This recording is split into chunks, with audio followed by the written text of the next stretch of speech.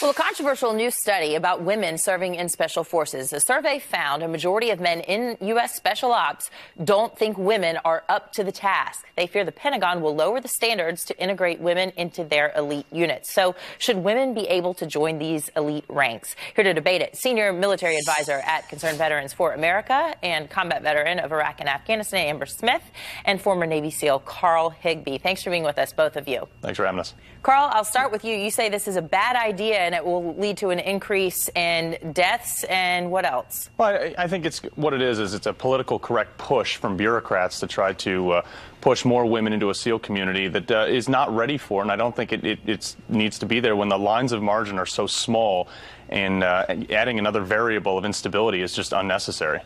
Well, we're looking at video at Camp Lejeune, which is a Marine base, but I was there back in 2013 following the 2012 lift on the ban having women in combat positions. And what I found there, Amber, is that the women, yes, it was hard for them, but once they put on the helmets and they have on their pack and everything else, they felt like just one of the guys, and the guys thought they were just one of them. What do you say? Well, I think the number one thing that we have to remember here is that mission success must always come first, not gender success. Right.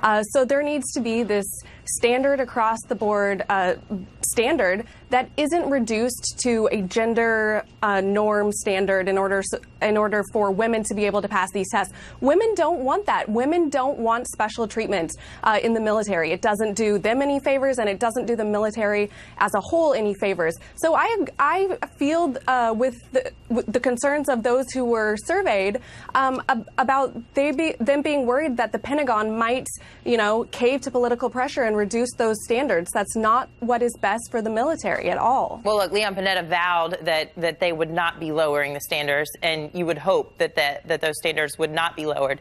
But Carl, you say it's not necessarily about the physical differences even between men and women. It adds an extra factor that could be avoided. Right, it adds an extra variable of instability, which in a career which has such small margins for error, it just is unnecessary right now. We're successful as an all-male force, and nothing against women, but I think that they don't have a place in there. And I'm glad, Amber, you brought up standards, because as you can see across the military, the standards are different for men and women in all fields, and it's only a matter of time before they push that into the SEAL community when they're not getting enough women out the back end. Amber, that's the same kind of word track. You've heard about women don't belong in CEO positions or as business owners or the leaders of religious communities. Is this just a glass ceiling that needs to be broken through as long as the physical standards remain intact? Well, I think there's no question that the dynamic of a group will change drastically once females are introduced to a sort of all-male environment that's been that way since they were created.